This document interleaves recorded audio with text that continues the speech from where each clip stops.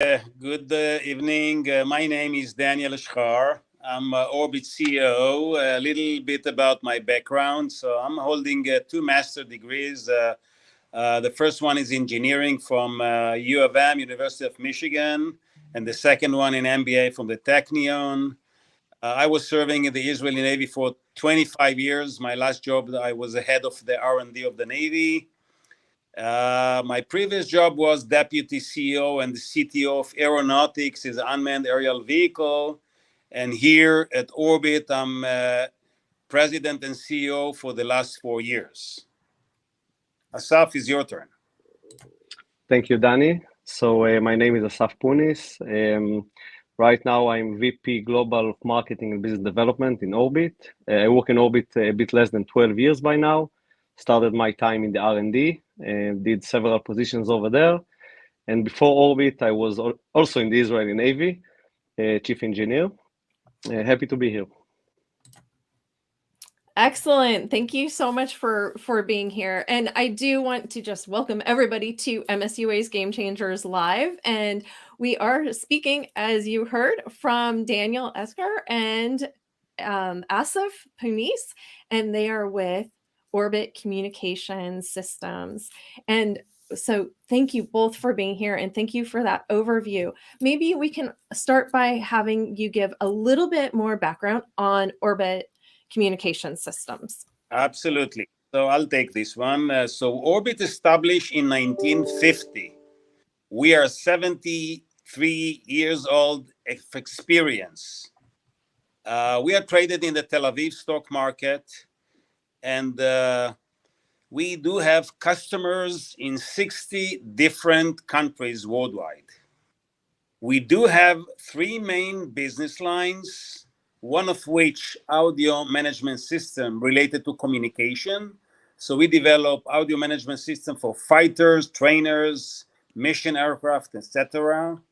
And the second business line is mobile SATCOM for air, ground, and maritime, for government purposes and for civil application. And the third business line is EO, Earth Observation and Telemetry Solution. That's like in a nutshell what Orbit is doing as a whole. Excellent. Thank you, Dany. And maybe we can talk a little bit about the key trends that you are watching with regard to the mobile satellite industry and how that's influencing the direction for Orbit. Okay, so I will take this one. These days, let's say the buzzword in this market is what we call multi-band, multi-orbit. In the past, it was quite common to have one system, let's say, for example, maritime SATCOM system, operating in single band. So you had one network that you usually connected to. And in case you wanted to change the network, you had to physically go to the system. Maybe in rough sea, it's a challenge, and to physically replace some components and change the band. In the last few years, we see some sort of increase in different types of networks, of course, on different orbits. We have the standard GEO satellites, but of course, we have the O3b constellation in MEO and the new mPOWER constellation that will come, and of course, the LEO constellation. So today, the demand is actually going to multi-band, multi-orbit in a single system. So the expectation is that the maritime SATCOM terminal will have at least 2 bands. Today, we even have a solution for 3 bands and 4 bands in one system to support the multi-band, but also, of course, the multi-orbits. And this is up to Asaf, multi-constellation as well, Viasat, Inmarsat, yeah, absolutely. When I say multi-orbit, it's actually multi-network, as Dany just said. So this is, let's say the main trend. The second trend, which is some sort of a subset of this trend, is to be able to combine different bands on a single vessel with different modems, different networks. In parallel also to the fact that we need to have multiple systems to have a full coverage, what we call make before break. So we will have communication all the time. The demand today is not only for 2 systems per vessel, but sometimes even more. I can tell you that it is even all the way up to 4 systems, 6 systems, and even 8 systems. So it required us to even develop a solution, a switching matrix for that, which we have done, exactly to support this trend. Of course, all of us know about the LEO SATCOM trend, which is also approaching the market. And also in this case, we have some multiple constellations currently under development. And of course, we are part of that activity as well. Excellent. Thank you. That sounds incredible. So how are you actually managing all of those networks? Are you using software to do that and do that automatic switching between the networks? How does that work? So this is exactly what the switching matrix does. So the switching matrix that I mentioned is a sophisticated piece of hardware with an extremely sophisticated piece of software on that. So the user needs to define the priorities of the different networks they operate in, the different bands, even the blockade zone of the vessel to make sure that we communicate all the time. And let's say that it's a combination of a hardware that can support the different network requirements, and of course the software to manage that. Excellent. Thank you. When we look at the business, of course, partnerships often play a really big role. What role are partnerships playing for Orbit? So I will take this one. So for a company the size of Orbit that mainly manufacture, let's say, hardware terminals, of course we have software, but basically the hardware, partnerships are key ability to be able to grow. Orbit customers, let's say, divide between integrators, OEMs, satellite service providers, large variety of customers. And in order to grow, we must have partnerships with basically everybody. So one example is Inmarsat.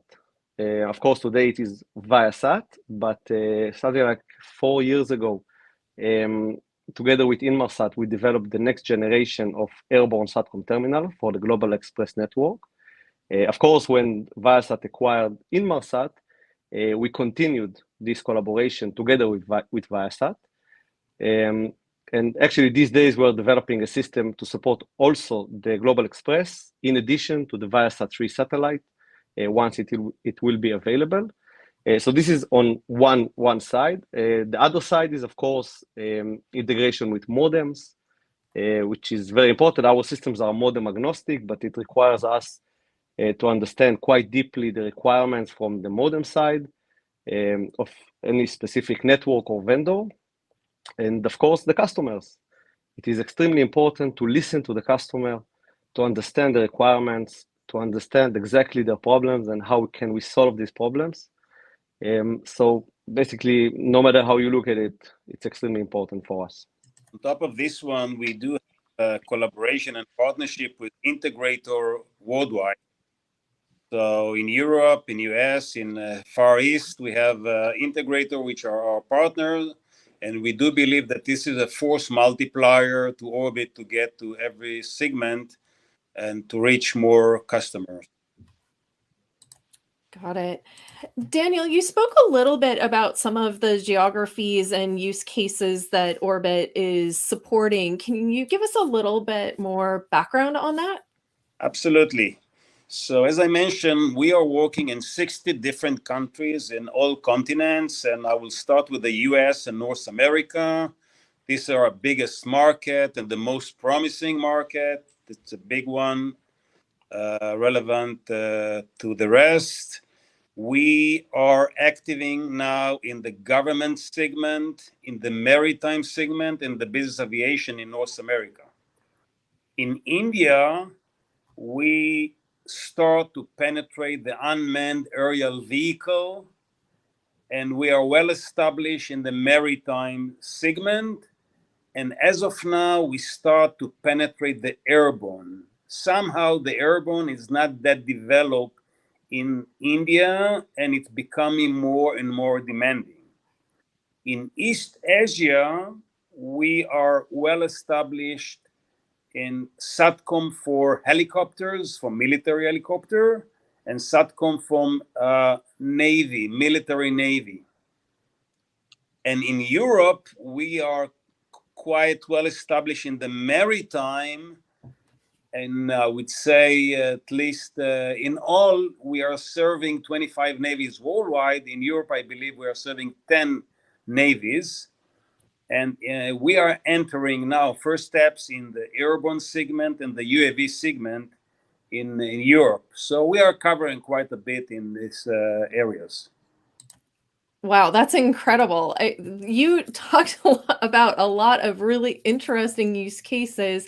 Are there some that are maybe less common? I mean, certainly helicopters, there are unique challenges in keeping helicopters connected, but are there other less common use cases that are quite challenging from a mobile communications perspective? Yes, I'll take this one, Asaf, and you can add on. Okay, so Sure.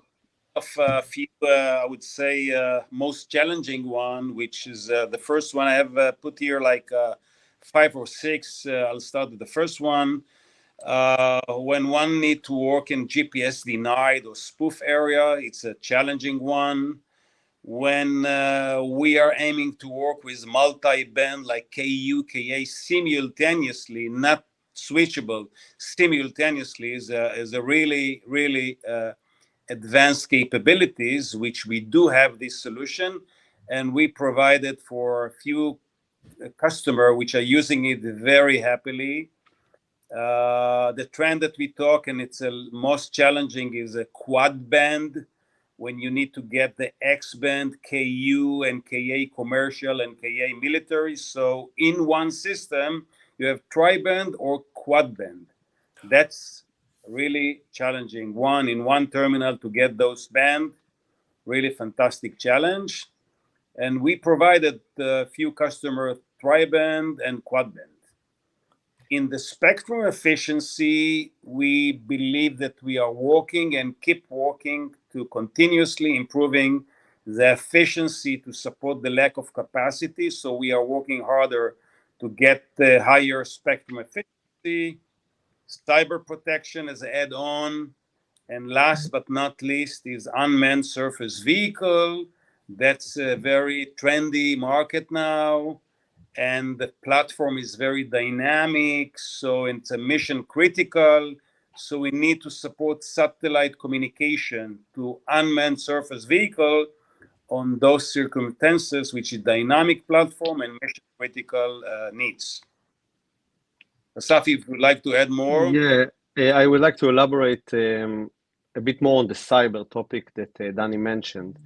Today, the cyber protection of a SATCOM system is mainly focused or only focused on the data itself. So it is done by special modems, encryptions, and all of that. There is one topic that, according to our understanding and analysis, is not treated by any means, and this is to make sure that the antenna will continue pointing at the satellite under cyber attack. I'm not talking about the data itself that is passing. I'm talking about pointing at the satellite and to make sure there is a valid connection. And for this exact problem, we integrated as an option to our system, of course, a cybersecurity solution that basically protects the antenna itself. And because you can protect your data as good as you can, but in case the antenna is not pointing at the satellite, you have no link whatsoever. So today we are the only company in the world addressing this problem. And as all of us know, from time to time, the cyber attacks keep growing, and this is something that needs to be addressed. Amazing. I'm really amazed at all of the technology and advancements that Orbit has been working on.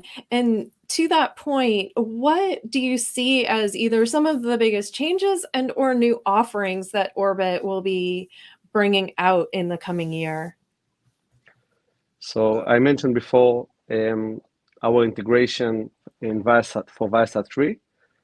Today, our system, our airborne SATCOM system, is certified for the Global Express network by Inmarsat. But of course, the next generation will be the strong and amazing satellite Viasat 3.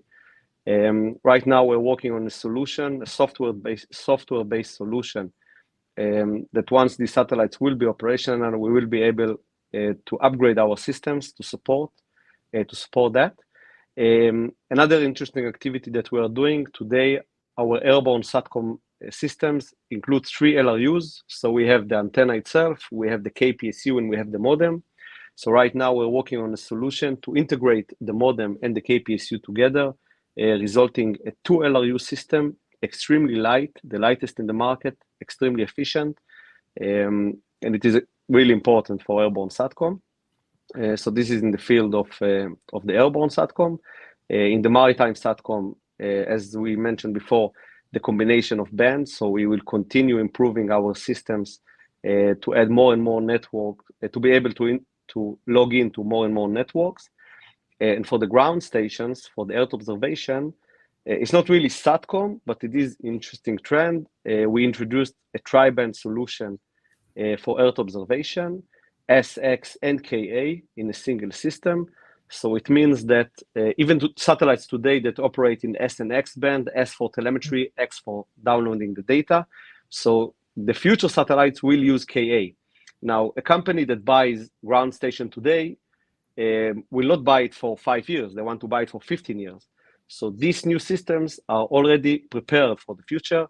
So whoever buys this system now can operate them for the next 15 or 20 years from now. So this is another significant advantage that we have.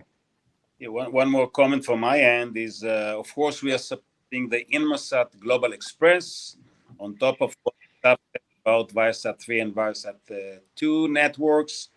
And we are now starting to work on to support mPOWER constellation by our airborne solution. We are supporting by maritime solution. Now we are getting to get the airborne solution based on the mPOWER constellation.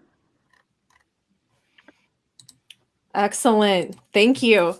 Oh my goodness. Well, this has been amazing. I do want to end with one last question. And as you both may know, the MSUA has been around for over 30 years now. And with that in mind, I would love for you to put on your prognosticator hat and give us your prediction for 30 years into the future. And considering that, as Dany mentioned at the beginning of this interview, that Orbit's been around for, did you say 75 years? 3 years, yeah. We were born at 1950. Incredible, incredible. So I think you could probably give us an amazing prognostication for the future. So what would be your one prediction for the future? I'll let you know, but don't laugh at me, okay? I won't. You know why? Because we could not imagine 30 years ago that we can talk with cellular phone from here to Australia. It was unheard of. Now, the next step is to talk through satellite to our cell phone. And this is around the corner, which means instead of the cellular network, we can work with from our cellular through the satellite without any network on the ground. But my imagination take me one step further, that it will get in 30 years time to our chip in our brain. Wow, that is a prediction. Oh my gosh. I don't know if I'm ready for that one yet, though. We'll see. You heard about Elon Musk, which are working now on some enhancement of our brain. And I believe that we're going to get that chip somewhere in our body that do everything. And treat all these and make sure that we are well balanced and well-being. So to this chip, we're going to have a small antenna to communicate with the satellite. Wow. Okay, that is probably the most interesting prediction we've ever had. So when that comes to pass, I'm going to say I knew the guy that predicted it. Well, I want to thank you both so much for making time to be here today. I know you have very, very busy schedules, and I know you're on different continents right now and everything. So thank you so much for making time to be here today. Thank you. Our I pleasure. Yes, I do also want to take a moment to thank the Mobile Satellite Users Association for hosting these sessions. If you'd like to learn more about the Mobile Satellite Users Association, please visit msua.org, and you can learn all about our weekly newsletter that keeps you updated on all the latest in satellite mobile connectivity solutions, as well as events and other programs. And you can also learn how to become a member of the MSUA. So please visit msua.org. And we will see you next time on MSUA's Game Changers Live.